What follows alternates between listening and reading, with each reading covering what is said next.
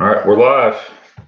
All right, welcome everybody to the first episode of the Unfiltered Truth. My name is Eric Smith, and today my guest is Brazilian Jiu-Jitsu black belt and owner of Zenith Jiu-Jitsu in Ackworth, James Shook Jiu-Jitsu. James Shook, thanks for coming.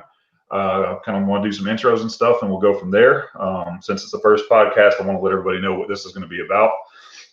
I'm a believer that basically the media and reporting these days is kind of gone. The truth isn't spoken because people are afraid of being the voice of reason, voice of truth.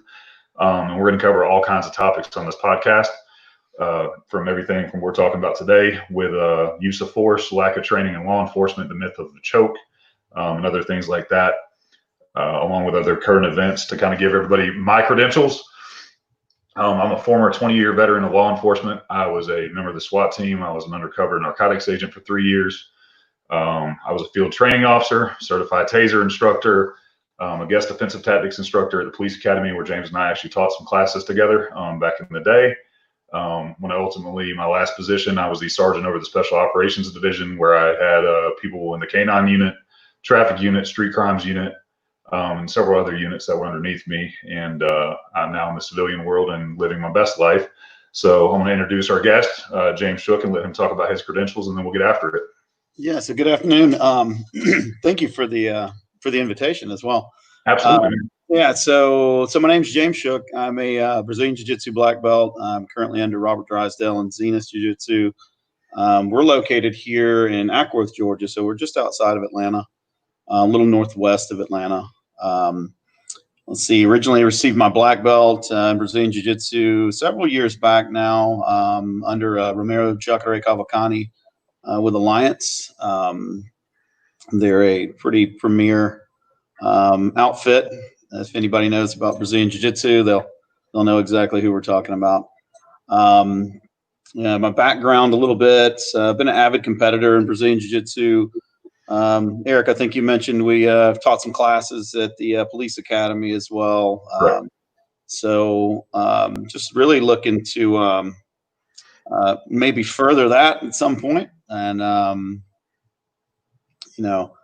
get some local departments involved, maybe with some jiu-jitsu. And, I think you mentioned a good bit of stuff we have to unpack here today. So, Yes. Yeah, I'm ready. Let's do it. Yeah, we'll get right into it. And one of the announcements we're going to make towards the end of this podcast is we're going to announce the initiative with a very forward-thinking police department in Metro Atlanta that's partnered with you and kind of give them some good press and for being the forefront and the leaders in the metro area for doing this. So we'll get to that at the end. All right, well, let's break right down to it. As I said, I was a former instructor. I was a guest defensive tactics instructor at the police academy, taking Muay Thai, Brazilian Jiu-Jitsu, American boxing, wrestling, many things over the years. But with that said, in my 20 years of law enforcement, I never had to go to a mandatory defensive tactics class ever. I was never trained in defensive tactics. That was mandatory within my own department. And that has been kind of the thing that I've seen with many departments in the Metro Atlanta area where they will not train on defensive tactics, basic, Brazilian Jiu-Jitsu techniques, things that could be potentially life-saving for both the police officer and for the suspects, which I think that's the name of the game. We want everybody to go home at the end of the day on both sides of the fence. Because that is just what keeps the peace, keeps everything going right. With that said, as far as training every year at my old department, I'd have to go through firearms training at least twice a year. I would have to go through active shooter training at least once a year. Towards the end, they were transitioning to 2 times a year, which active shooter training is obviously very invaluable. Fortunately, it's not used very often at all. But our defensive tactics and the things that we do those days or every day that we go to work, that's the stuff we don't receive any training on, that none of the guys receive any training on. And typically when they push to get that training, the liability is always thrown in their face, and that's the reason why it's not done. So I'd kind of like you to talk about just how long it would take to do good defensive tactics training to become sufficient and proficient to make it safe for both the police officer and for the suspects. Well, I think you touched on it right away there with the amount of required training. I think the expectation right now from a department to its officers is it's very little, if my understanding is correct. Correct. Most everyone that I've spoke with, it's been extremely, extremely small considering how much of it goes on a daily basis.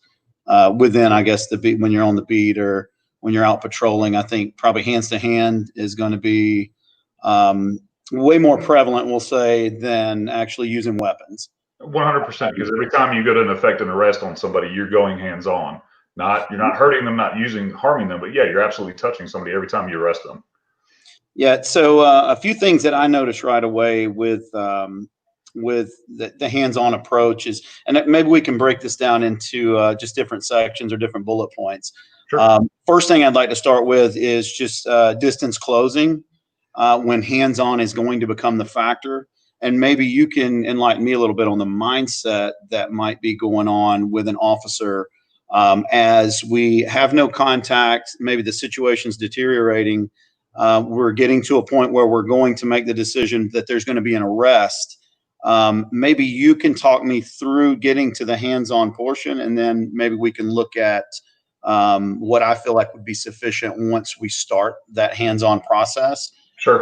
And not to go too far outside. I mean, we may get killed in the comments later by law enforcement, for suggesting that we do certain things. Obviously, it's things maybe that they're not either taught, or maybe they feel like they shouldn't do, or they've been told they shouldn't do.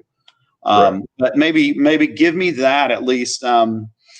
Maybe give me one example of a mindset of when you are no hands on, the situation does deteriorate, like we said before, and then now we're making that decision as the small talk continues that we're going to make the arrest. Sure. You can use basically any arrest that goes down. You don't want to call it a normal arrest because there's no such thing. Anybody in law enforcement knows that no two arrests are the same. Nothing's normal. They all have potential to be life-threatening for everyone involved. So the most typical time you're going to go hands-on and have resistance that I had in my 20 years of experience between the jail and the road was if I had somebody either up against a wall or had them up against my car, say like a DUI stop, or somebody's intoxicated, not really thinking properly anyways, because their mind's already, their inhibitions are gone, whether it be because of drugs or alcohol. We all know if you drink to excess, we tend to lose those inhibitions and don't think straight. So when I go effect an arrest on somebody, I go to grab one of their wrists. Typically, I have their back to me, which is the way police officers are trained to do it. I have them turn around. I'll typically grab their left wrist with my left wrist, or with my left hand, come across with a handcuff and try to handcuff them. Typically, that's when somebody's going to turn around and either try to punch you, run, tackle you, or things like that. Okay. So, and you can correct me if I'm wrong here.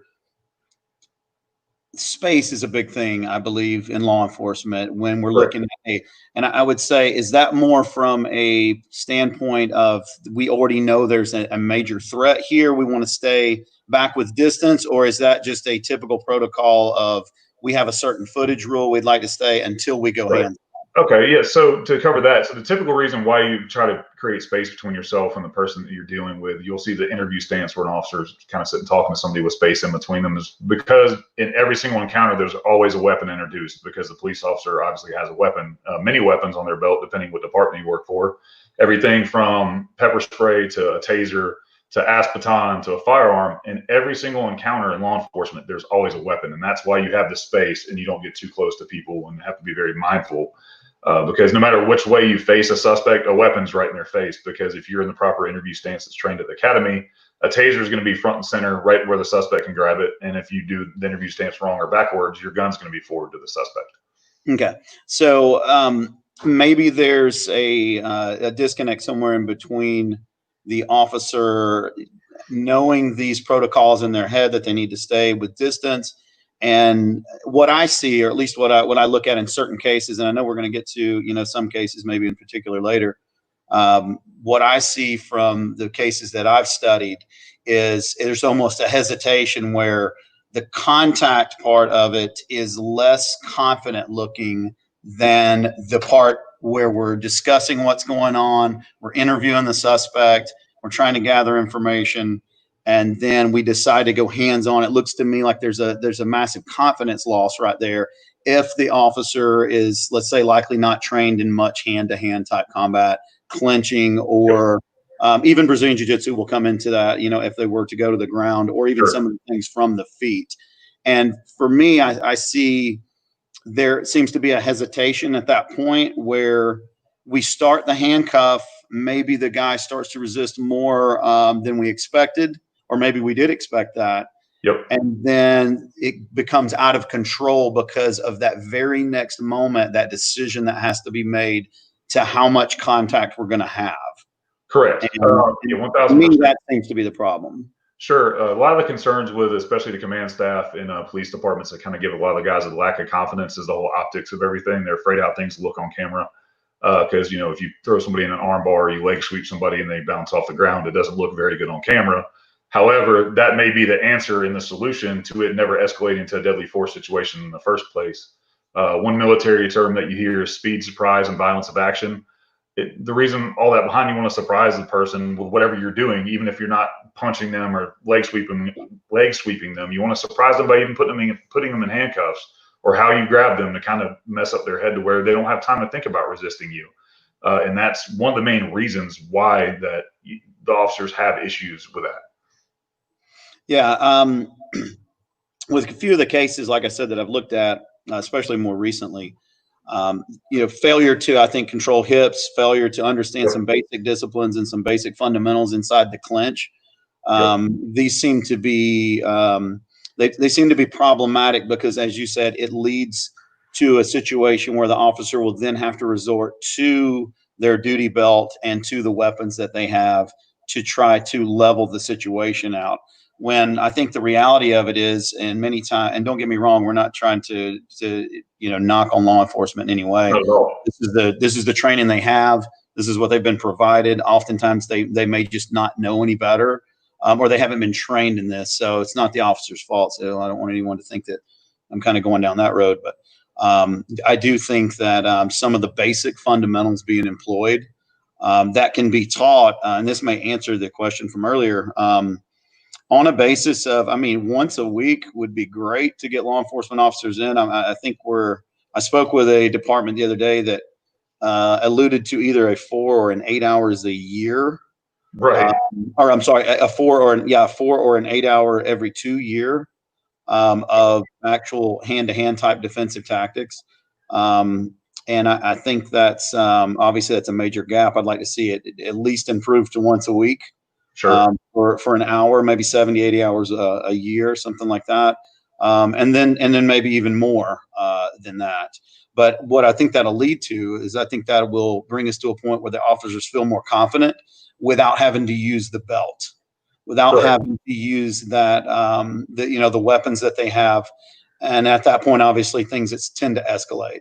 Correct. So let's hit on that point. In your expertise and all your years of training jiu-jitsu, how long, in your expert opinion, would it take somebody to learn a move to where the point is muscle memory, say like a basic armbar, a Kimura, Americana, any kind of things like those, a basic takedown or a leg sweep? In your opinion, how many times would somebody need to repeat that move for it to be second nature? I think you can get some fundamentals and some of the more basic concepts, especially if you're concept learning. Concept learning is going to be, in my personal opinion, I believe learning the concept and understanding why you do something is more important than trying to memorize to do something. So my teaching style has always been to try to explain why we're doing it more than just to do it. To answer your question, I would say, someone can become fairly proficient with the fundamentals within 3 to 6 months. If we're focusing on something that is extremely specific or isolated to one particular type of position, I think we could reduce that time a little bit. I think it could be picked up fairly fluently within a month or so. Right. And we're talking, when I say a month, I'm talking at least 1 day a week of training. Gotcha. Although I'm, being an instructor myself, I like to see my students and I like to see them train as frequently as possible. So, 2 to 3 times a week would be optimal. 5 times a week would be fantastic. But I understand law enforcement may not have the time to do that. Right. You have budget time. You have manpower issues where obviously if the guys are training on their off time, they're having to get paid overtime. You have, the taxpayer dollars that are being spent there. It has to be budgeted for.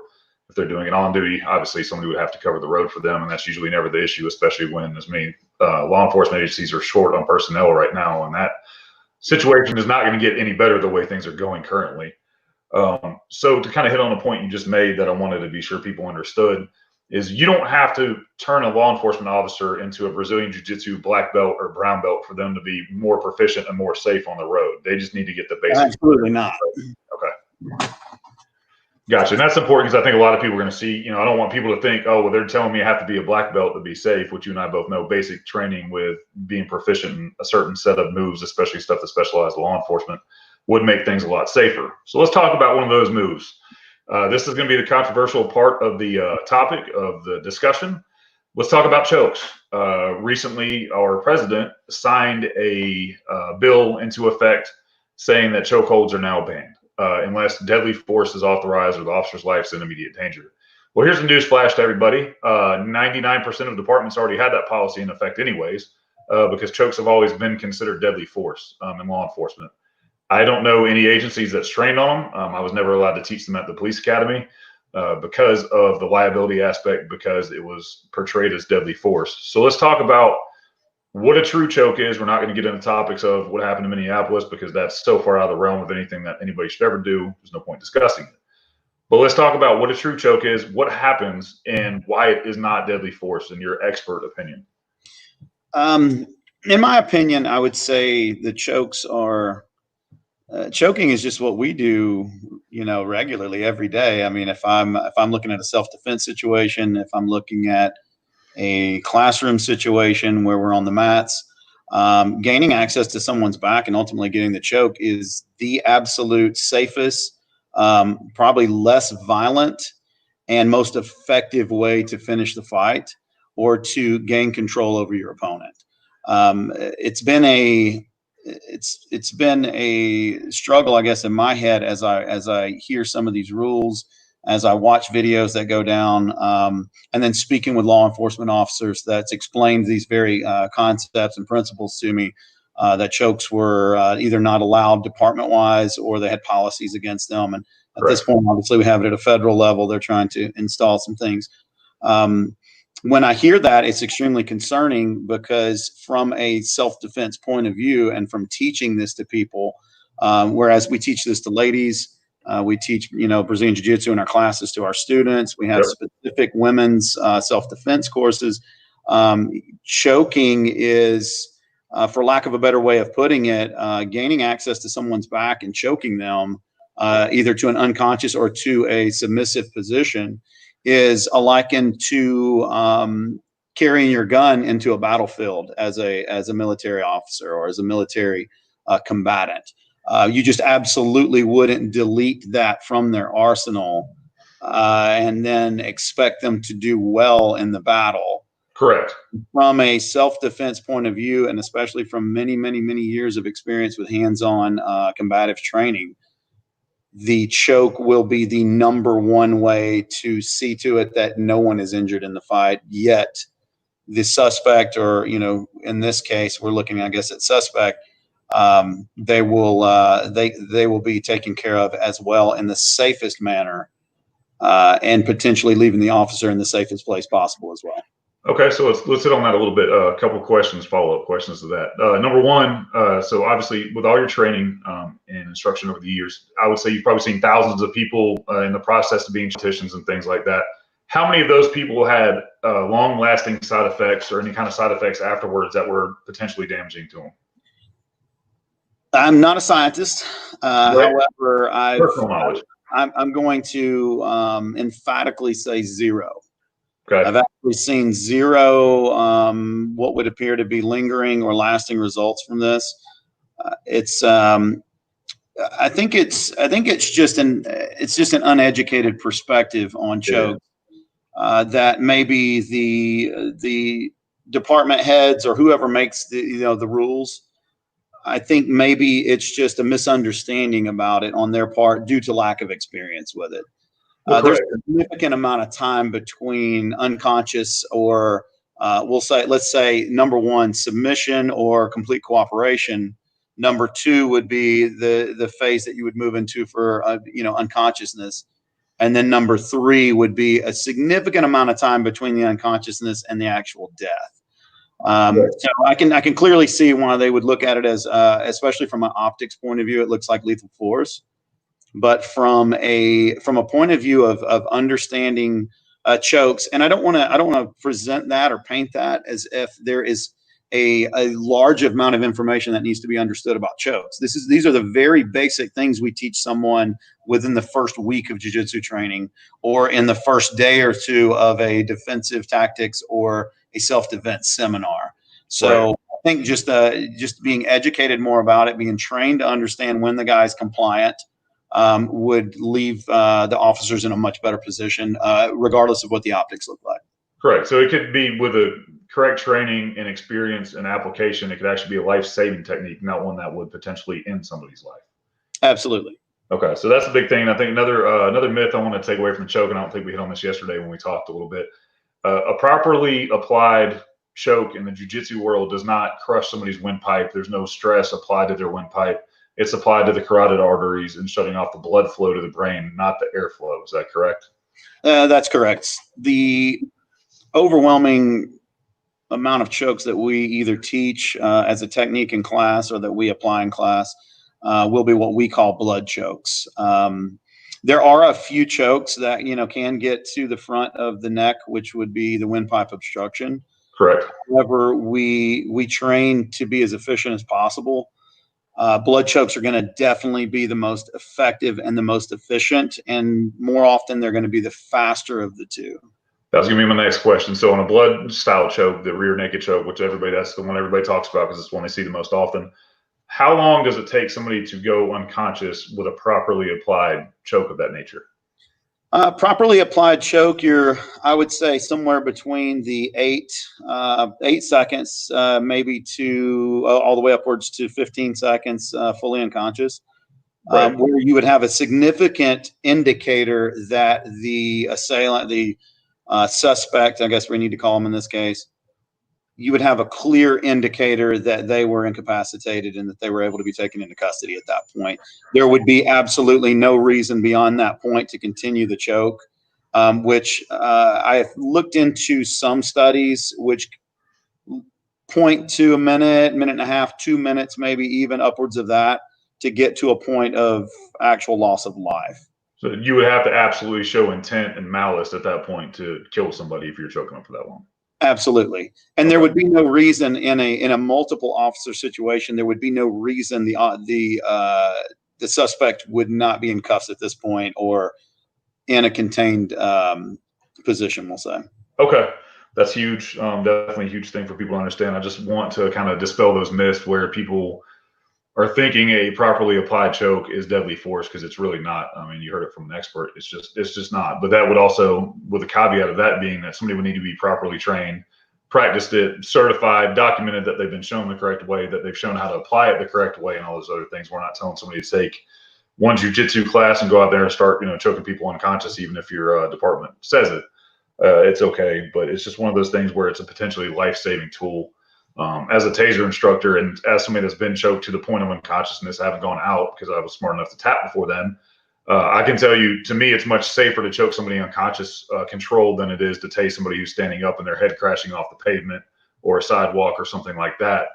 And tasers are used frequently. I'm a huge proponent of them. I've tased multiple people myself. And as I said in the intro, still am a certified taser instructor. But I can tell you from experience on both ends of the spectrum that a choke, in my opinion, when properly applied, is much less damaging than basically anything in your tool belt, because and I want to credit Jocko Willink with talking about the other day. He's a well-known figure in combat, and he talked about the reason why he didn't agree with chokes being taken out. And I think he hit the nail on the head, no pun intended, that what's the alternative at that point? If you can't choke anybody unconscious, controlled, what are you going to do? Hit them in the face, punch them in the mouth? I mean, because that's at the point that you're at. And that's at the point you're going to break bones, break your hands, break their jaw, knock them unconscious, create brain damage, concussions, all kinds of other things that are just bad. Well, to me, I think the optics look worse with the physical strikes. Improperly applied physical strikes could continue on for minutes at a time. And we've seen that. We've seen that happen repeatedly. I know that is something the media likes to broadcast as well. It's a terrible looking sight to see the officer striking people in the face. To try to gain compliance when there's many other avenues to get compliance from the suspect. Absolutely.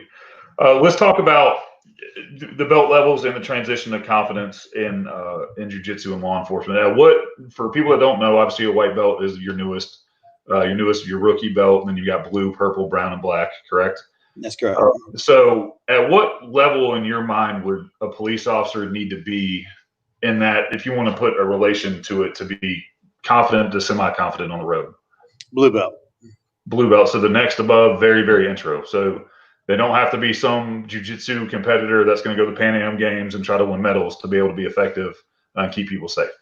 No, not necessarily. And I say blue belt pretty quickly there, as a blue belt is typically attained between 10 months to a year and a half. Okay. Yeah, or at least in the first 2 years of jiu-jitsu. And that obviously depends on the consistency of the training. And consistency is a really good word here. The officers that I've spoke with have such inconsistency in this type of hand-to-hand combat. Number one, because it's not provided, so it's not necessarily the officer's fault. Again, I'm 100% supportive of law enforcement. Yep. They just don't have the proper training to go with the hand-to-hand style that is confronting them every day on a daily basis. I would say the overwhelming majority of contact they have in a situation where you have an unruly suspect or you have an unruly encounter is going to be hand-to-hand. So a blue belt is very sufficient for the fundamentals. We'll say that's going to be necessary to achieve their goal there. Sure. That's something, one of the stats we actually talked about kind of off the air is I think it was somewhere around 1,000 people are shot. Their lethal force is used against them. They lose their lives every year when encountering law enforcement. And there's somewhere 10 million encounters a year is what we figured. So obviously less than 0.1% of a mass right result in somebody's death. And like you said, most of the encounters are going to be hands-on encounters that could absolutely lead to a lethal force situation if an officer is not trained properly or doesn't apply proper techniques, which kind of leads me into my next point. It may be a little controversial with some of my friends in law enforcement, but we're going to talk about the lead up to Rayshard Brooks shooting. I'm not going to get into the lethal force, whether it was or wasn't justified, and we're not going to do that today. But I do want to talk about the lead up to that and some things that you saw. Maybe we're not going to armchair quarterback the guys. I don't believe in that. Neither one of us was there. But I do want to talk about maybe some techniques that law enforcement could be taught to potentially make things safer for both law enforcement and for the suspects when they do make poor decisions to start resisting police. Okay.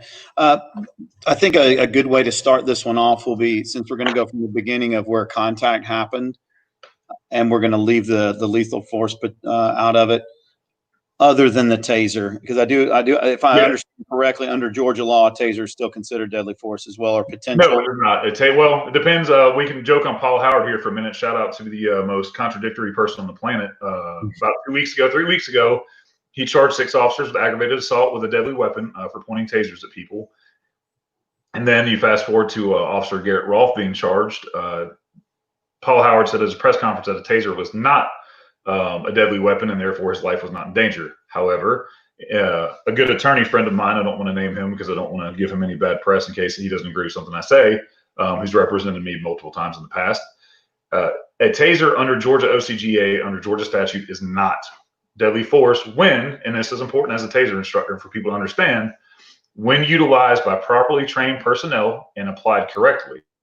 So if somebody is trained to use a taser, applies the taser correctly, it is not deadly force. However, we do make people in the class sign a waiver saying that they understand that a taser, when improperly used, can result in serious bodily injury and or death. I think in this case, we'll talk about that taser shot where he tried to shoot Officer Rolfe in the face. Those probes, I can't remember exactly how fast they come out right now, but basically they're behind a metal cylinder that's about that long and call it maybe half the circumference of a dime, but they're metal.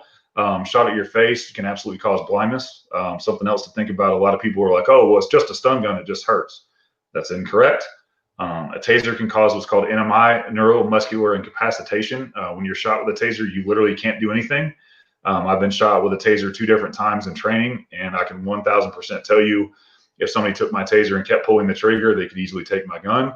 They could easily kill me by basically sending my body into shock with all that.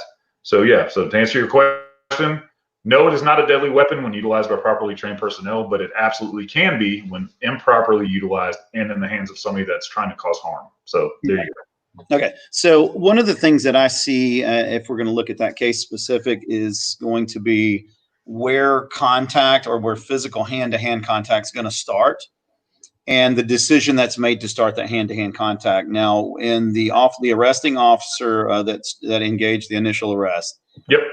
if I remember correctly, he uses his left hand to go to the left hand of Brooks to bring the hand behind his back to cuff him. Right, which is exactly, without even thinking about that, that's exactly how I told you I affected 99% of my arrests. That's correct. And if I'm wrong or if I miss the specific hand grab or whatnot, I'm sure somebody will correct me in the comments or they'll blast me for it. Either way. So the guy goes to put one hand on him to gain access to the wrist, ultimately to put the cuffs on. Where I see a large hole in this strategy is when the guy does start to resist, both officers occupy one of their hands with a weapon and one of their hands to try to defend themselves. So now we have total reliance on the weapon being the most effective thing here. Yep. If the weapon should fail, we're still continuing to hold the weapon. We're not dropping the weapon and going double hands on. Correct. I think this is a massive, I can't state this enough. This may be the single deciding factor between either deadly force becoming used or the life and death of the officer themselves. Right. And, that's so many times officers are trained that way, obviously hold on your weapons at all times. And if you have them in your hand, as we stated earlier on, it can absolutely lead to bad things happening. And at every fight, there's so many weapons involved. And I can't agree with you more about the two hands being an important thing. I think officers are trained, rightfully so, to go to their tool belts in situations like that to try to tase somebody, because in a perfect situation, taser is a great tool. What sucks is when it's a not perfect situation. In the case of the Rayshard Brooks case, when the suspect gets a hold of your taser, again, I'm not going to second guess anything the officers did as far as their taser getting taken, because I've had people try to take mine. I've had officers that work for me get their taser taken and actually get shot and hospitalized by getting shot in improper places with a taser and had to have surgery because of it. So that's, again, personal knowledge I have of the damage a taser can do when it's applied improperly. Well, I tell you, we'll ask a follow-up question on that of you, since you have more experience with that particular scenario. When a suspect starts to become physically resistant, what is the protocol between how much hands we use and going to our tool belt? So it just depends. So you have the use of force continuum, I believe, kind of has been discontinued. So it's always the way that law reads is force that is reasonable. Okay. And it's by a reasonable police officer, not a reasonable civilian. So civilians, by law, federally, I believe at this point, it's been heard in the Supreme Court years ago. Any force an officer used has to be deemed reasonable, or what a reasonable officer would do. So with that said, you have different levels of resistance. We'll just use two of them: passive resistance and active resistance. Passive resistance is I go to handcuff you. You're not giving me your arm. You're refusing to stick your hand behind your back, at which point you're allowed to use what's called soft hands, which is wrist locks, things like that. You can go all the way up to your taser and the pepper spray at those points. Those are on the same level as a wrist lock, as soft hands as command and control.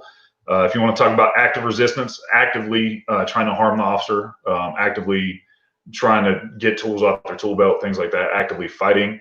At that point, you're authorized to use batons, punches, kicks if you have them, things along those lines. And you're always allowed to go a level above the suspect. So obviously, you're not going to fight. You're not going to go the same exact level, because you're just going to keep butting heads and never get there. If you always try to go soft, it doesn't work. So it sounds like the rules are set in opposition almost for the guys to be comfortable and confident using hand to hand. And the reason that is, and this is just from my point of view, is my personal opinion. When I look at a lot of these cases that do end up not necessarily in deadly force, just end up, drawing weapons or drawing things off of the belt, many of these situations appear that they can be handled with just hand-to-hand use. Yes. But I think the disconnect between let's skip the further or the more aggressive hand use and go right to the belt. In this case that we're speaking of, because I know we're still speaking of the Brooks case, in this case that we're speaking of now, what I see when I look at it is two officers with one hand occupied trying to fight, one hand occupied on the weapon, which at this point is not a deadly force weapon. Correct.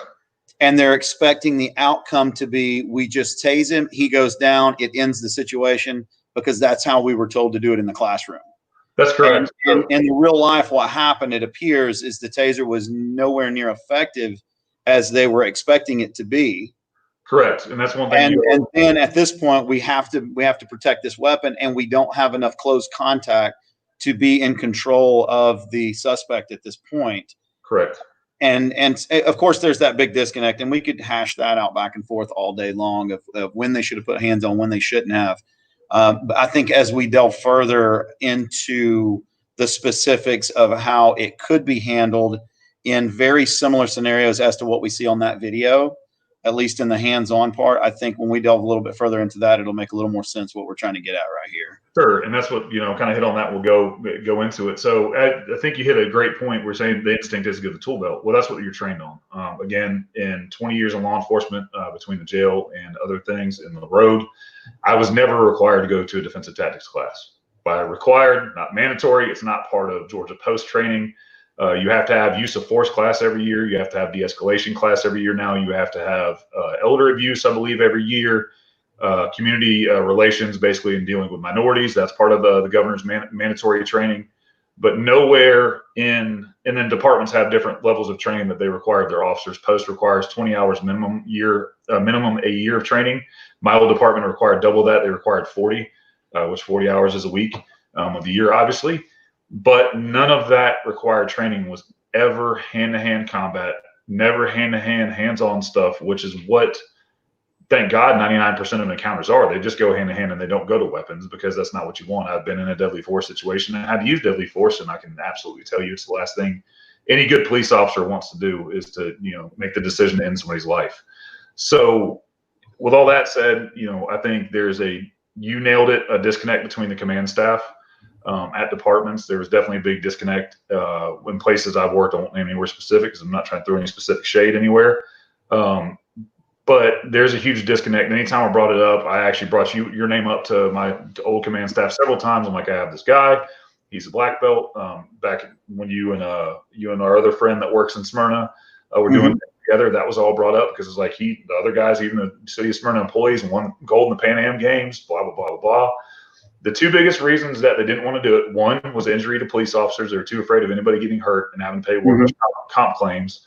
And two, they were worried about teaching officers defensive tactics, because what happens if we break somebody's bones? Yes. There was never a conversation about, well, what happens if it leads, or lack of training leads to someone losing their life. Absolutely. And again, this will be, I think, critical moving forward with law enforcement, especially as agencies start to seek out this kind of training more and more. Yep. And you said it a moment ago. Well, I'll finish that statement. It'll be very critical that they understand the difference between what they've previously known as hands-on, which ultimately proves many times to be very ineffective, especially as. Yeah, go ahead. Sorry. And then also looking at let's say a new way of approaching that situation where it can become more effective, so you can build more confidence in that. So what I'm hearing basically is that officers are getting, from day one, they have to train hand-to-hand combat on the job, on the spot. Correct. Where they don't have any actual hand-to-hand combat going into the position. I couldn't stress enough. It sounds extremely absurd that you would have a force doing anything that would not train what they're actually going to be doing 99% of the time. Correct. I don't even know how to comprehend that analogy. Well, it's one of those things too. Again, I was an active shooter instructor. I had the benefit of going through a class taught by the FBI hostage rescue team, and we pound active shooters because the thing we do, and I've got your website up here for people to see what your classes and all are about while we're talking. We train on active shooter once a year. They were wanting to go to twice a year before I left, and because it's unfortunately, command staffs and higher ups in certain areas are absolutely politicians. They have to, obviously keep their bosses pleased, which are either city council members. If you're a sheriff, you have to keep the voters pleased. And as you know, we've had many tragic events in schools where you have Columbine, where police weren't properly trained on active shooter situations, and many children lost their lives probably unnecessarily. You've seen recent stuff in Florida where people have had it. So that was kind of the thing what we trained on. Thank God those don't happen very often. But you train more on an active shooter situation in somebody taking over a school and all these other things than you do in basic combatives, which is something you do all the time. And the answer you get from police departments a lot is, well, if it means that much to you, go do it on your own. And I get that premise, because if you're a professional and you're a police officer and you're doing all these things, you should take pride at least in your fitness and things like that. But let's be honest about things. Police officers aren't paid a lot of money. To get good training is not inexpensive. To go to a good school from a good instructor is not always cheap. Even with the discounts and things like that, it can get, you've got time and money, and there's all this kind of stuff that goes into it. And that's unfortunate that it's that way, but there's just not a lot of emphasis put on defensive tactics for law enforcement. And I think the blame so many times is placed on the frontline guys when it's not them. It's the mayors, the city councils, the county commissioners, and all these other people that are refusing to fund these police departments and refusing to come to a school like yours or any other school around here, which I know in the jiu-jitsu community, y'all love teaching your art. If a police department approaches you, I would say 99% of jiu-jitsu schools would say, come on with open arms, probably work out a decent deal with them, which we're going to talk about that in a minute with yours, and start training these guys. And it's just unfortunate. So, and you've done it before at the academy. I called you on the phone, didn't give you a ton of notice. I was like, hey, going to the police academy today. Would really like to get a couple of guys in there to go train these guys on some good techniques and things like that. I was guest instructing with my good friend Donnie Glenn back then, and Drew Gordon, who I believe is watching today. And we taught those guys a ton of good techniques. They learned a lot. I still, to this day, get messages from people that took that class that loved it. Man, it gives you a lot of confidence. And I think being confident when you're out there, we always teach guys, the number one thing to de-escalate a situation is your officer presence. The way you conduct yourself, the way you act, the way you stand. Somebody that's properly trained to defend themselves. We talked about this before the podcast.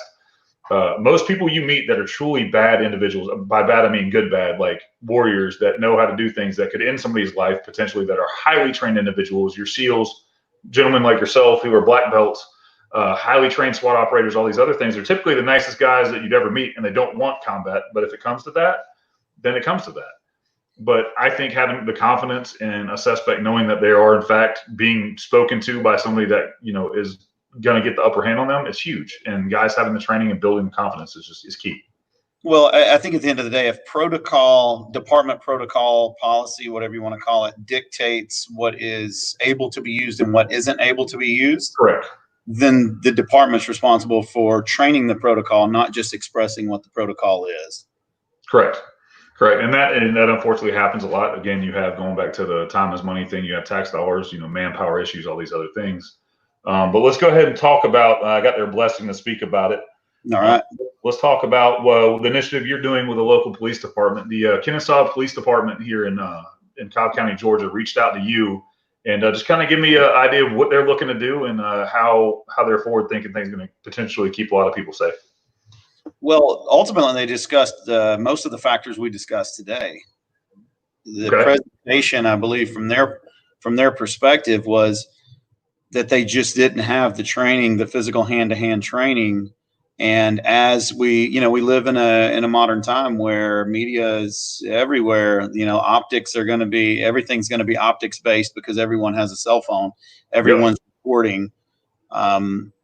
And I think ultimately we both agreed, at least with the officers and the representatives that I've spoken with already, we agreed that as more and more scrutiny comes to these officers and their use of force, the confidence factor that they have with their tools, and mainly around their duty belt, is that is their confidence. And if you start removing that confidence, whether it's a department head that's scrutinizing them very hard for disciplinary action. These guys are potentially looking at prison time now for using what we would consider department protocol. Correct. And if your duty belt is your only form of confidence that you have, when we take the duty belt away from you, what other form of confidence are you going to have if you're not trained in hand-to-hand combat? And trained mainly in clinch scenarios, takedown scenarios, controlling situations with dominant positioning. If you don't have that, you're at a massive disadvantage. And the officers expressed this to me when we spoke. And I think as a whole, I'll speak as much as I can for the department that I'm speaking with right now, which is Kennesaw Police Department. I believe that it was pretty unanimous across everyone that's at least caught wind of what's taken place with us trying to get them some training. I believe they all agree that this has to be something that's incorporated into law enforcement, as it plays such a major role in their day-to-day activities. Well, and let's talk about the services you're offering for free to them, and how many hours a week you're offering them to receive police-based training for free on your own time, on your own dollar. I think you deserve a lot of credit for it. They obviously deserve a lot of credit for having the guts to come to you. You and I both know one of the guys that we've talked to is a great person.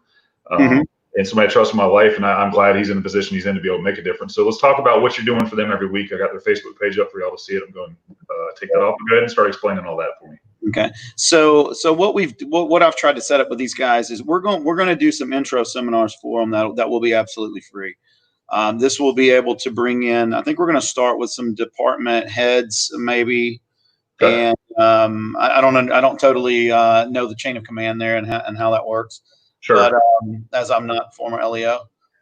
However, we're going to bring in some of the guys that I think they feel like are their higher ups, and they're going to start with we're going to do about a 2-hour seminar. Actually, we're starting this Saturday with one of those.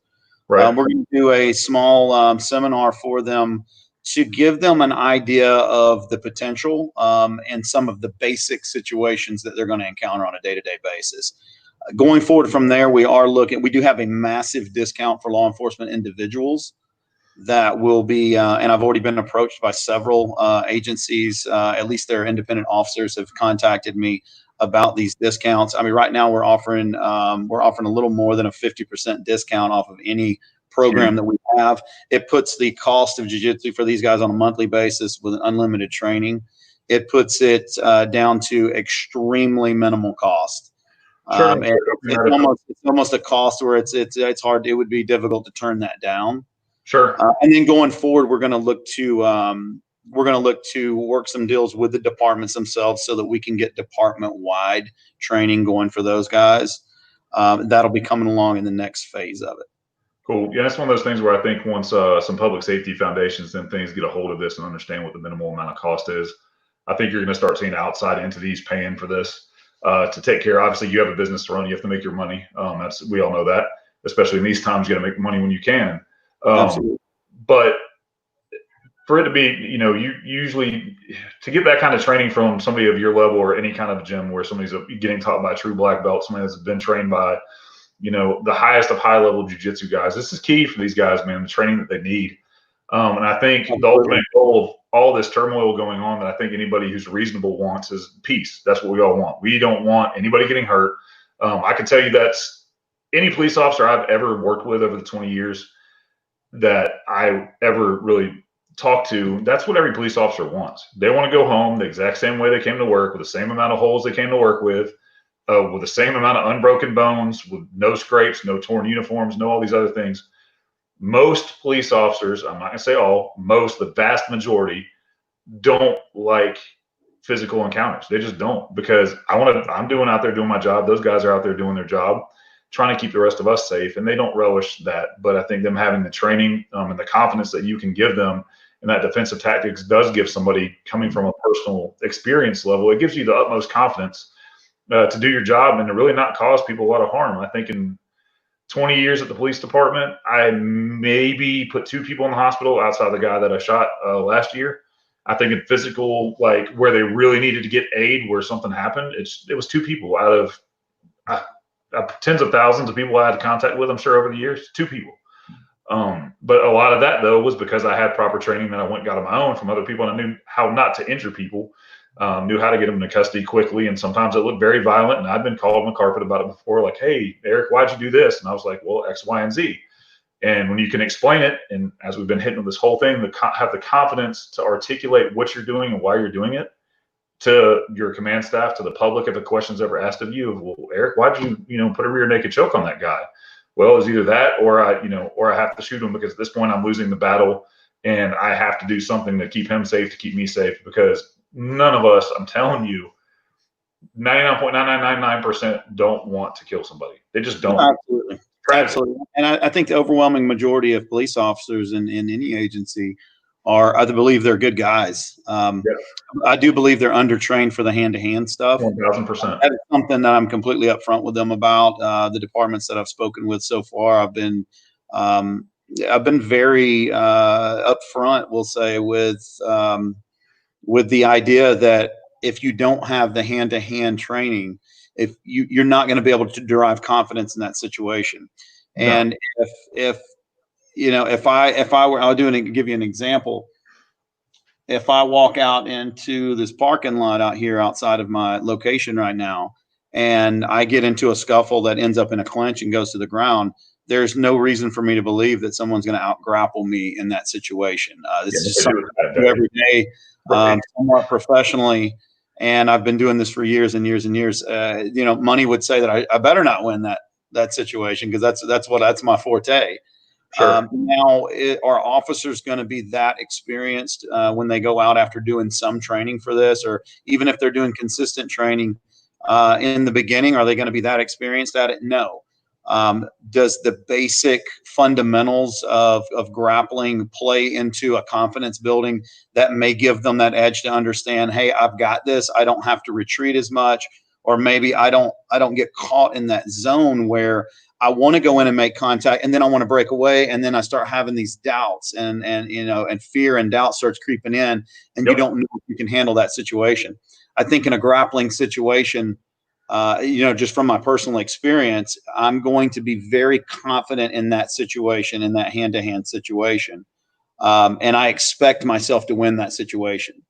I believe if I expect myself not to, there's a greater chance that I will not win that situation. Correct. And let's talk about something you would, again, hit on the confidence, something I'm big on, something I know you've always been big on, physical conditioning, the importance of it, the importance of mental conditioning when it comes to things like that, processing moves in your head. We all know, anybody that's practiced jujitsu or any kind of martial arts knows it's a chess game. You're always thinking ahead, 2 moves ahead of, hey, if I do X, they're going to try Y and Z, so that gets me back to A and B to end the situation, or to make my opponent tap out, or to get the suspect into custody. Physical conditioning. A lot of people, I've gotten a lot of questions this week from friends. They're like, well, what's up? And I'm just going to be blunt. What's up with all these fat police officers out here that are out of shape and getting manhandled? Well, here's the deal. The way it works, in my personal experience, again, over 20 years, is you have to pass a PT test at your police department to get on with the police department. If you go to a police academy that requires physical training every day, or PT every day, you have to be able to pass that. The law enforcement academy you and I taught at, the last time I actually taught there was because I had some students that were screwing up. So I sent them on a run, and they got back from the run, and I was told I was not allowed to do that anymore because departments don't have PT standards. And if somebody quits because I made them run, then it was a bad thing, and bad on the police academy because their graduation rate was low. Which you and I both know, if you're going to quit after a run in a training class, you probably don't need to carry a badge and a gun. But I'm not going to blame the police officer for that. I'm not blaming the frontline guys. That comes back to the command staff. It comes back to federal laws, where the American with Disabilities Act, the ADA, it does prevent a lot of times departments from having physical standards, because if they can do the job, which is going out on patrol, answering calls, taking reports, and all those other things, and they can use all the tools in their tool belt, which honestly doesn't require a lot of physical fitness to pull the trigger on a taser. It just doesn't. Then they're allowed to work, and they don't have to be held to a standard. So to answer the question, all my friends that have asked me that this week, it's not required by 99.9% of departments. If you want to be on a SWAT team or a specialized unit, yes, they can absolutely require you. And all the ones I know, the NTOA, National Tactical Officers Association, requires certain physical standards for SWAT teams every year to be certified. So understand that as the public, that if you're really that concerned and want your police officers to be that highly trained, you have to go to the command staff and go talk to those guys. Go talk to your mayors, your council members, your people like that, because the frontline guys, I've seen it time and time again. They would come to me, they'd be like, Sarge, why can't this be different? Why can't we get this kind of training? Sarge, we know you used to do this. Can you get some defensive tactics training? The thing I got told every single time when I went to my command staff was, we don't have the time for that. It increases our liability, and officers could get injured, and just basically leave me alone. And I would beat my head up against the wall repeatedly about it. It just wouldn't happen. And then we would go on to the next trendy thing, which the media tends to dictate a lot of that in the public, whether it be de-escalation training, which I think is absolutely a great thing. So I'm not discrediting that. But between that and active shooters and then in the trendy stuff, I think a lot of times departments kind of lose their mission and the focus of what it really is. And the guys do need to be trained. And I'm going to use the word warriors because they need to be trained, because a true warrior doesn't have to injure or kill their opponent if they're doing things the right way. You can end conflict a lot quickly being a warrior with your mouth and with some simple techniques than you can using actual lethal or deadly or hard hand force on somebody. I would be anxious to know what a deadly force incident costs on legal defense and liability for a department versus, let's say, a few more hand-to-hand liability instances. Well, and you're talking millions of dollars for potential wrongful death, deadly force lawsuit, just for me to protect myself when I got in my shooting, which was ruled completely justified. And if you Google my name, you'll probably find it. Feel free to do your research on me.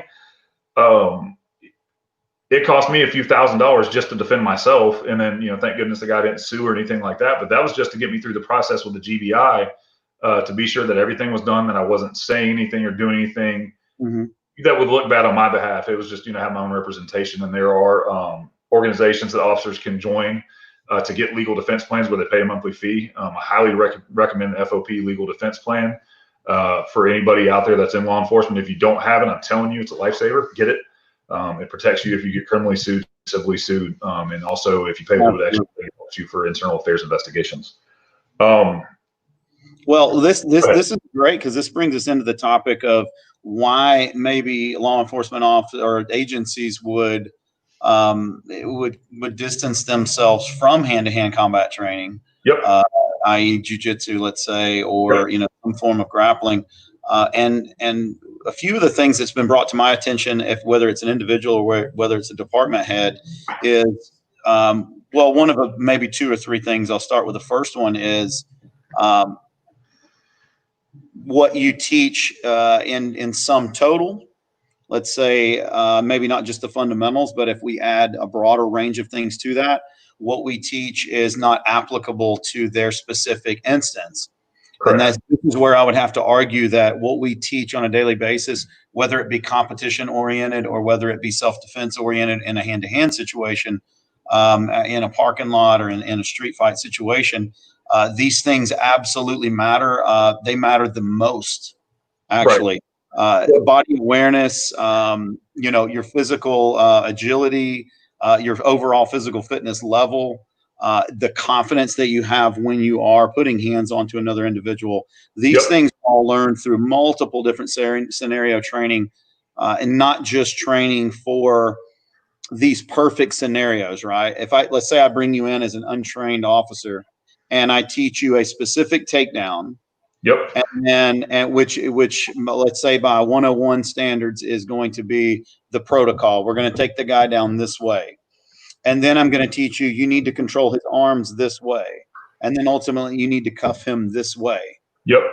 If I do that only, when you get into those in-between situations that will happen as you get into every time real life self-defense situation, you are not going to have everything happen by protocol. Again, you don't have a cooperating suspect with, you don't have a cooperating training partner. So you need to train all of the in-betweens so that we start adding an element of stress into those environments, whether it be restriction of movement, whether it be having multiple people just standing around you, maybe people that are closing distance on you while you're in a grappling situation. These stress inducers can be, put into scenario in many different ways. And I think they're extremely important. And that's most of what we do. And a lot of what people would call competition jiu-jitsu training. Going to be all of the greater lesson, I think, in those is the in-between situations that happen when you're in a grappling situation. Correct. And you asked the question early on in your statement, which great points there. Now you gave me a ton of stuff to follow up with on that. The main reason why that's not trained and why they shy away from it, I'm going to give you 3 letters. UFC. We are told by our command staff, well, Eric, we're not training UFC fighters here. Because that's what they associate jiu-jitsu with is, Royce Gracie, any of the other old school UFC stuff where they see people, getting beat nearly to death and all these other things. And that's literally what I've been told. And my response, and I got thrown out of the office for this, and I don't think I've ever told the story to my guys. I went in there and I was like, hey, we need to do this. We're not training to be UFC fighters here, blah, blah, blah, blah, blah. You know, you're wanting people to learn this and that. And I'm like, well, we're not trained to be hitmen either, but we train on firearms every year. And they stopped, looked at me, and the exact words I got were, get the F out of my office, and I left.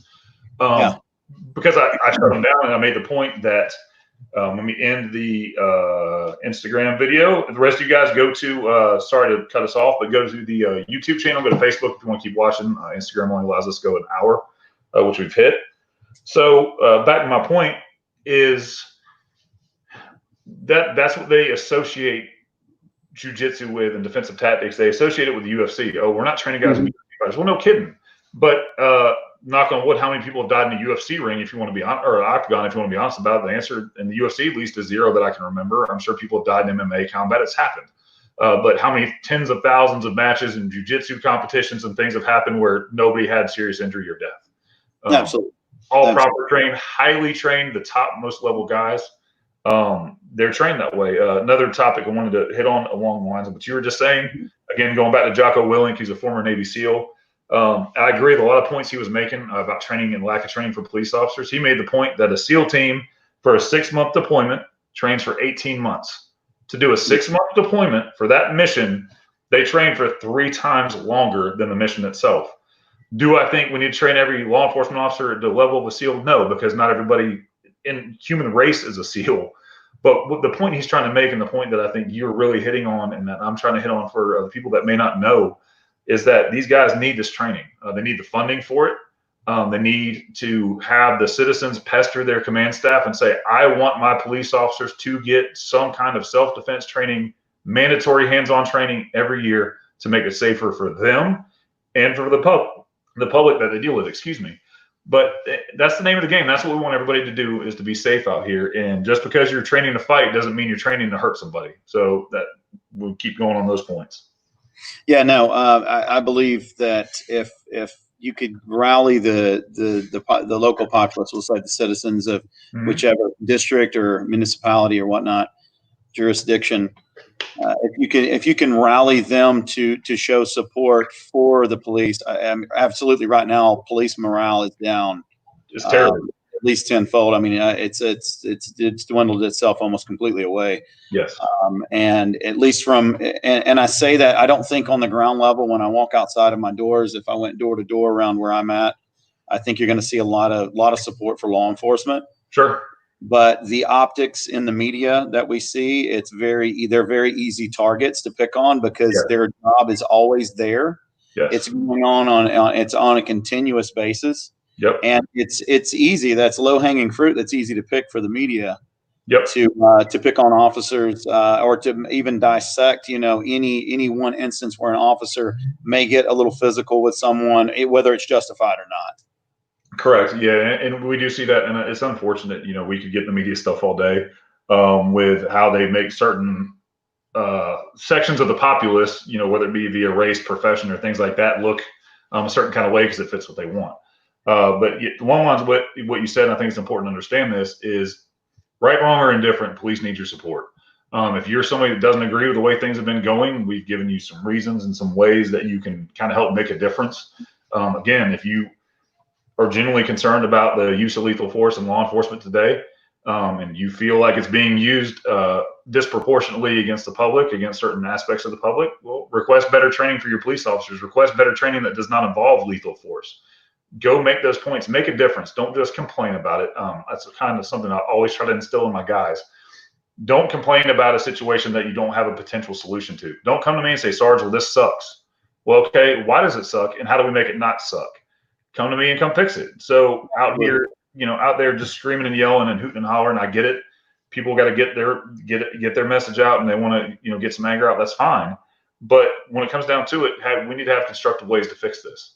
Absolutely. And at some point, the professionals and experts are going to have to step in on these topics. Yes. And the law enforcement, whether it's the department heads, whether it's higher up in policy making, they're going to have to listen at some point, and they're going to have to take into consideration that they may not know, and it's not a bad thing. It's just stuff that they may not be aware of. Correct. And once they become aware of it, they can at least at that point make a decision from a point of view of having more info, more data on the topic. Yep. Maybe they can make a more informed or a greater decision towards a better protocol, we'll say, than what is currently out there. And from what I'm hearing from a lot of places, it's policy, Yes. liability that stops them from getting 100%. the training. And it's and for a lack of a better way of putting it, you don't send an out of shape non-swimmer to the Olympic swim meet and expect that there's going to be any success in that situation. It just does not happen. It shouldn't happen even from a coaching point of view. And the coaches in this case would be either department heads, or it would be higher than that in the elected officials. Yep. So the funding obviously is going to be the second aspect of that. Yep. And I think with proper funding, I know there's some organizations that are out there, like you spoke of earlier, some public funding that actually puts money in the hands of the department so that they can try to help get specified training for their officers or things that they think that they feel are important. Correct. And until that happens, and I think until law enforcement embraces a more of a hand-to-hand, well, let's just put it this way: there's no secret. The push right now is for there not to be gunshots ever fired.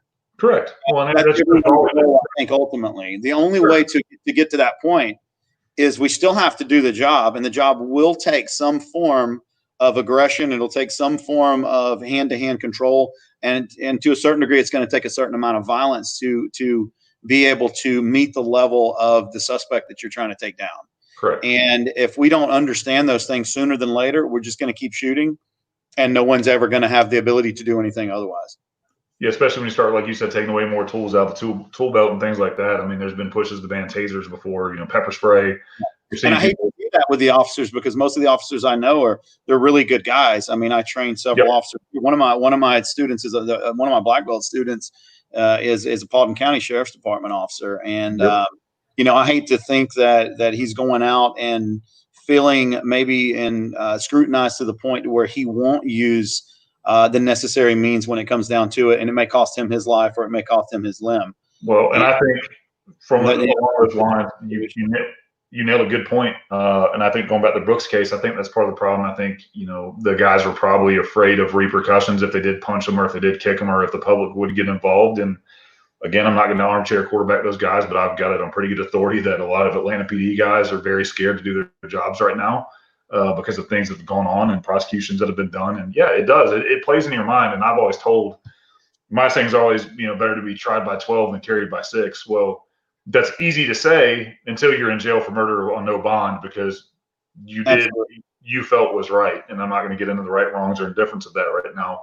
But that's the hard part. When your confidence starts waning, that's when people get hurt. That's when people die. And I truly think that the climate, along with lack of training, creates a perfect storm a lot of times and can create incidents like the whole Brooks incident, which obviously anytime somebody loses their life is unfortunate. But it's also very unfortunate when somebody chooses to actively resist police, try to shoot them in the face with a taser, and many other things and bad decisions that were made. Well, I tell you what, real quick, since we brought the Brooks case back up, overall, the number one thing that I see, and it's not just with that particular case, when I watch the video of hands-on with officers, and again, I'm gonna use your phrase. I'm not trying to armchair quarterback because I'm not specifically in that exact situation, but I do know some fortes that come along with being trained in specific forms, whether it be art forms of martial arts or any kind of defensive tactics. When that is the case, one of the things that I see that happens repeatedly, it's a consistency amongst all of these cases, is the lack of controlling someone's hips. I think there's a large amount of focus on controlling someone's extremities, whether that be their legs and feet or whether that be their arms and their hands. Right. And when we start fighting for the minor extremities on the body, and we start overlooking where power and force and technique is generated from, which is going to be in the core of the body, I think it's a huge disservice to the law enforcement officers that are put in those positions because they just simply do not have the means to do it. Because they don't understand the means of how the body is functioning and how we can isolate or we can remove a threat, we'll say, before it becomes something that's out of control, just by understanding that the hips control everything that happens in a grappling situation. Well, and that, I'm glad you said something about that, and we hit on that as well. So once the fight gets to the ground in the aspect of jujitsu and things like that, what percentage of jujitsu moves, and I think I know the answer to this based on my experience, would be considered high impact, dangerous moves once you have control of somebody's hips and on the ground? What, obviously any move applied, can break somebody's arm or break a leg or do these things, but when applied correctly, what percentage of these moves are high impact, damaging, injuring moves? Okay, so before I get to that percentage number, I'll say this: potentially, what we do is lethal. I'm not going to sugarcoat that or mask that. Obviously, when we position ourselves on someone's back, especially, we have control of the neck. Let's say with a choke, we can absolutely kill somebody if we choose to do that. Sure. And that just comes down to personal choice. Yes. Obviously arm locks can be joint breaking locks if we choose to use them that way. The leg locks obviously are something that you don't see as much in a self-defense situation. Nope. Or the extremity locks, maybe you don't see as much, and that's for good reason, because you don't want to end up back on bottom of the situation. Correct. You always want to be on top. So yeah, what we do is potentially lethal. It can be very easily very lethal if we choose for it to be that way, and that's the reason that proper training's it's so important with that. The Correct. percentage number that I would put on how dangerous would any given technique be, or any number of techniques be, once we have control of the situation, would be less than 1%. And that was the exact point I was trying to make. That just because you're training on jujitsu is something where you're trying to keep your opponent very close to you. You're trying to have control of them at all times, and trying to keep minimal distance and basically control the situation where it doesn't have to get violent. It doesn't stand back up. You're not throwing punches, kicks, things like that. You're controlling somebody and trying to get them to submit without permanently injuring them. I mean, that's the goal of any jiu-jitsu competition I've seen. You're trying to tap somebody out, score points, things like that. And I've seen where it's been practically applied on the road. I've used jiu-jitsu. I would say that my knowledge and stuff of defensive tactics and the training that I got on my own probably saved, some injuries to people at the minimum, and potentially lives, on my own down the road. And I think it's important that we really, as a public, start pushing our elected officials and these command staffs of these departments to start taking care of these officers. I'm telling you, these frontline guys, they want to do the right thing. 99.99% of them want to do the right thing. Unfortunately, politicians get involved, but anytime you have that, you have taxpayer money and dollars and cents that are involved. And that's something that I am truly passionate about. I think they need a lot more training on it. And especially in our area, Metro Atlanta, we are a haven for high-level training, whether it be striking, jiu-jitsu, things like that. I mean, we have gyms throughout the Atlanta area where guys that are in the UFC that fight at the highest levels train constantly. People come from all around the world to train here.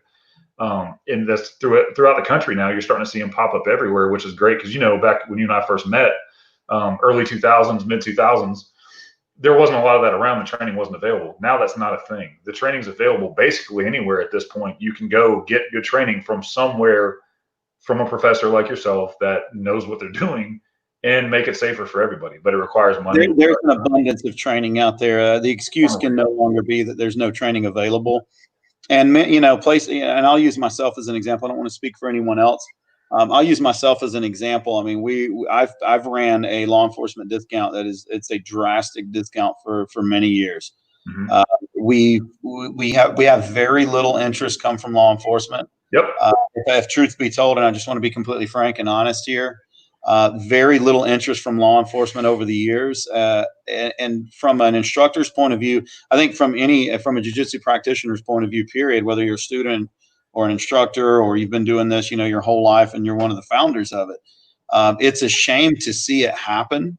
Mm-hmm. Because the difference can be made. And quite often they're not going to seek it out again due to some of the factors that we pointed out earlier. Yep. And when you see that happen, and that there's a better way, and you try to reach out to it, it's extremely concerning that you can't get people to come in the door to do this kind of training. Absolutely. when it is the number one thing that they're presented with on a daily basis while doing their job. Yeah, and I would definitely say, and this I think would shock the public, and we've hit on it multiple times, but I think if I want anybody to take something away from the podcast, it's this. It's the thing we do the most, the thing I did the most throughout my entire career, and the thing that we are trained on the least. And that's a problem. It needs to be fixed at, like you said, the highest levels. The guys want the training. They deserve to get the training. They deserve to get paid for the training because, frankly, they're out here doing a job that's thankless. Most times it's dangerous. And, they do keep a police officer's mission is to keep us safe.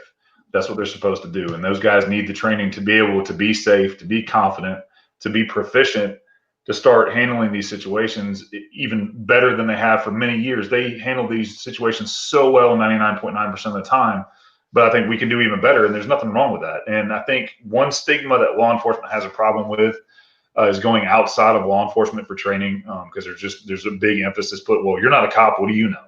Well, another saying I've always had, just because I made sergeant or supervisor didn't mean suddenly that I knew everything. I could learn something from somebody every single day. Didn't matter what the topic was. I could learn something from the most rookie of rookie officers or the most seasoned of seasoned, chiefs. On the flip side of things, I think police need to go by that standard and say, well, just because they're not a cop doesn't mean they can't teach us something. They can't teach us potentially life-saving techniques. And I think there's a lot of them are afraid just because of liability and the whole stigma. Well, we're the police. We know what's best for us. And that's a command staff level thing. It's definitely not a frontline guy thing, for sure. That's definitely higher up mindset. I'm not going to say it's every department, but I know several that I have personal knowledge of, and of course, obviously ones I've worked for that do feel that way. Well, everyone has their strengths and weaknesses. There's plenty of stuff that I need to work on. Sure. Whether it be physical combat situations, whether it be, weapons, things like that. So I'm completely okay with expressing my deficiencies in certain areas. I don't claim to be an expert of many things other than Brazilian Jiu-Jitsu, to be honest with you. Right. And I think everyone just has to have a little humility and be able to honestly evaluate what their skill sets are. And as we know right now, the combatives programs and the DT programs that are put into academy training, which is a very minimal part of their training, we'll say, those are at the very best, they're far outdated. Oh, it's horrible. The lesson plans and stuff you see that they hand you to teach at the academy, it's rough. Yeah, the consistency. If I had to leave law enforcement officers with something, it's going to be consistency. I mean, once you train, there's a certain amount of consistency that has to happen with your training for you to be able to retain and create things into muscle memory. Yep. And not just muscle memory. It's actually understanding the physical leverages of the situation and being able to evaluate and adapt to those situations as the situation changes. And if you don't have any consistency, and then you want to add stress induction to that, let's add stress with the guy's bigger than you and he seems to be more physically fit. Yep. And then let's add stress with, okay, maybe the guy seems like he knows something as well. Like maybe he's trained something before. Yep. And then if we add the ultimate stressor, I believe in those situations, which is going to be the adrenaline dump that's going to happen. Oh, yeah. If we add that into it, and you have no form of prior training, you don't know the first fundamental thing to grasp onto. No, and there's got to be a starting point in those physical confrontations. And if your starting point is always second guessed, then you're always almost starting to do something, and then you're hesitating and backing away from that. And ultimately, it's going to increase the amount of damage you take or potentially cost you your life. Sure, and along those lines, going extra damage to the suspect, because if you have to make a decision, you got to go with it, man. It's tell you what, that's one thing a lot of people don't understand is the split-second decisions that police officers have to make, which I think hitting over and over again on the same point, which is vastly important, is getting the training to where it's instinct. I'll bring up my shooting situation just because I think it's pertinent to this. It was an active shooter situation in the parking lot. Won't get into all the details, but anyways, when I got there, lethal force needed to be used. He was armed with a gun. He was starting to point it at me and the fellow officers. And I can tell you, from the time I made the decision to the time that I actually shot him, I thought of, and I remember it like it was yesterday, everything going through my head. All right, Eric, you're going to pull the trigger. You're going to shoot this guy right now. Holy cow, this is actually happening. Do you want to do a headshot from here? I was a long ways away. I was like, probably not. Don't need to do that. I need to do a center mass shot. And I'm like, hey, remember your trigger control, your sight alignment, your sight picture. Remember your grip. I promise you, on my children, all these things went through my head. When I pulled the trigger and sent the first bullet downrange, I heard nothing. All I saw was the suspect drop, and I believe I shot a total of 5 times. He was struck with the first round, and thankfully he lived. But I go back to my training and I'm like, man, that my training really paid off. That's the biggest thing I've thought about. And I do a ton of outside training. You and I both share similar interests in firearms and shooting and competitions. And we're going to talk about that in the podcast. But man, my training, I really think it made it to where I didn't have any indecisiveness. I was like, oh, should I not shoot him? Should I shoot him? Should I not shoot him? And early on in my career, I had one of those situations where I could have absolutely and should have shot somebody and did not. And he ended up getting shot 5 hours later by a SWAT team because it was a standoff. My point of that being, you progressed 18 years of training ahead and all these extra repetitions, it doesn't become a problem. And you do make the correct decision, which is what these guys need to have the confidence to do. Absolutely. In my opinion. And I think that's where you train. It comes down to confidence. 100% it comes down to confidence, and it's safer for everybody. And that's just what it is. I think we've pretty much hit any other points. You got anything else you want to bring up right now, man?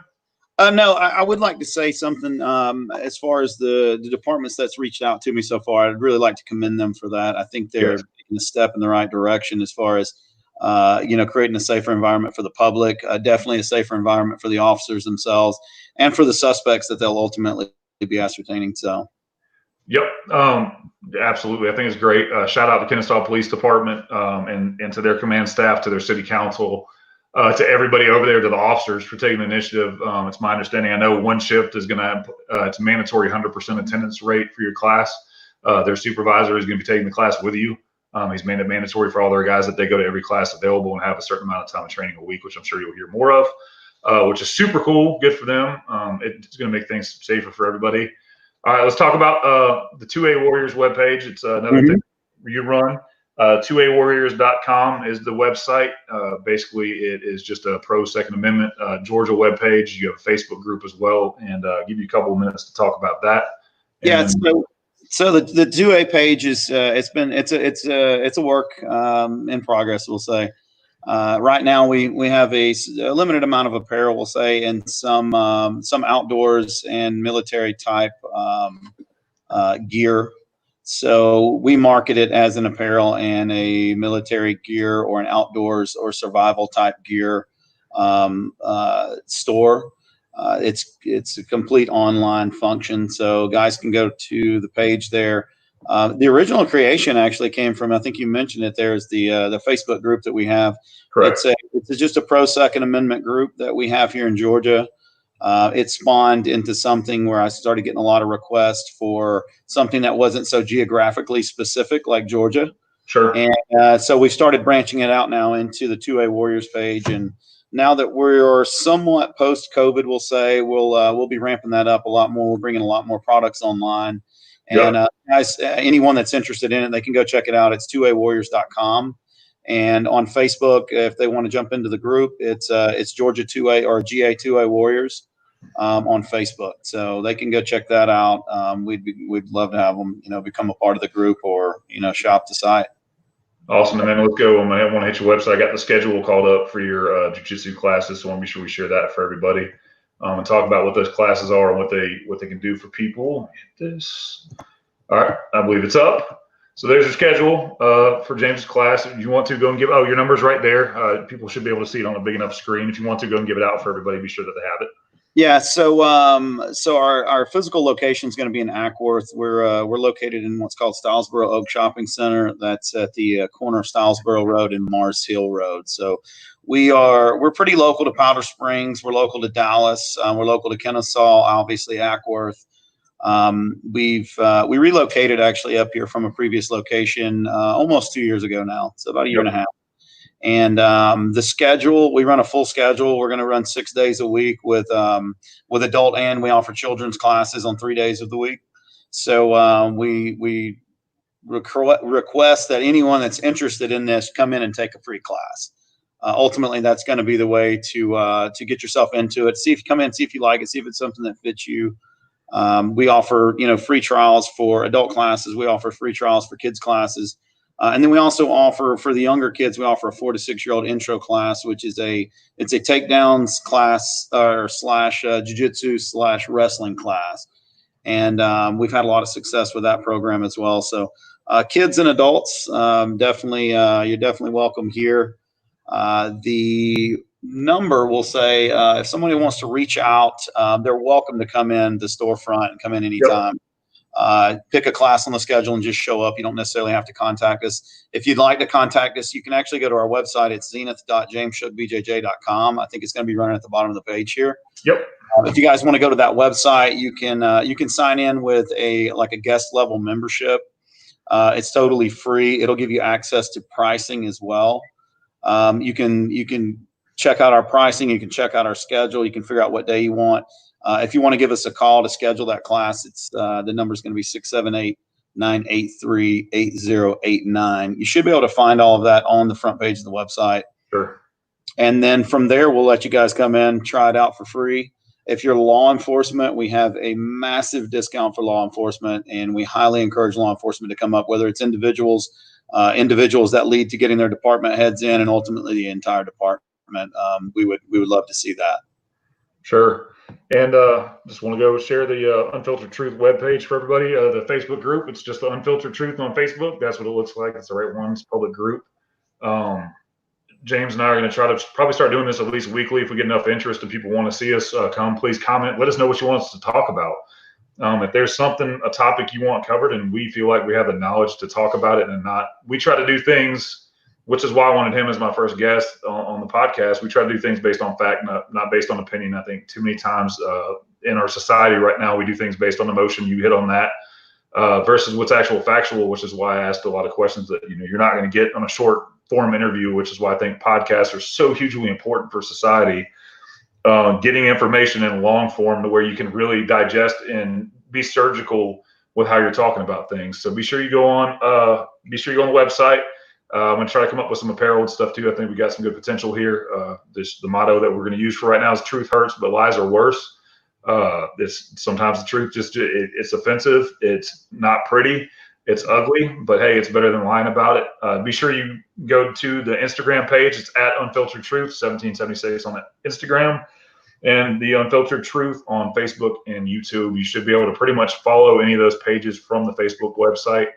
If you have any questions about how you can help your local law enforcement agencies to be better, ways that you can potentially make a difference in your community, I highly encourage you to reach out to James or I about that. The guys need your support. If you have an idea or something you think may not be well received by you, but you want to bring it to one of us, please do that. But just the biggest thing is just be a good person. Don't be an asshole. I think it's the first time I've cussed the whole podcast. I'm proud of myself. Just be a good person. I think I avoided profanity altogether. Yeah, we did real good. But I mean, that's just the thing, be a good person, make a difference in your little world, man, in your pocket. Whether it's, if it's your things protesting, your things going down to the police department, giving a police officer a hug, praying with them, offering training, a meal, whatever, do it. But do something to make a difference. Be a difference maker in your community. Don't just do things blindly off emotion. Be smart, be calculated. Go out there and do that. Now I'll leave the last word with you, James. We'll wrap it up. So yeah, I just want to say thanks for having me on. It's obviously been a pleasure.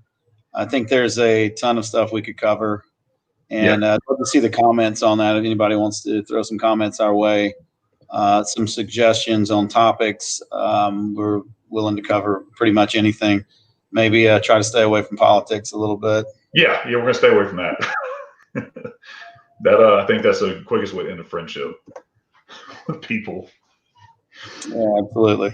All right. Well, thanks everybody for tuning in. Those of y'all that stayed listening the entire time, we had some pretty good amounts of viewers. I'm proud of that for our first time, but we were in an hour and a half, which is pretty good. And for all y'all that stuck around the entire time, thank you. As James said, be sure to ask questions and check us out, and stay safe, stay frosty. Appreciate it.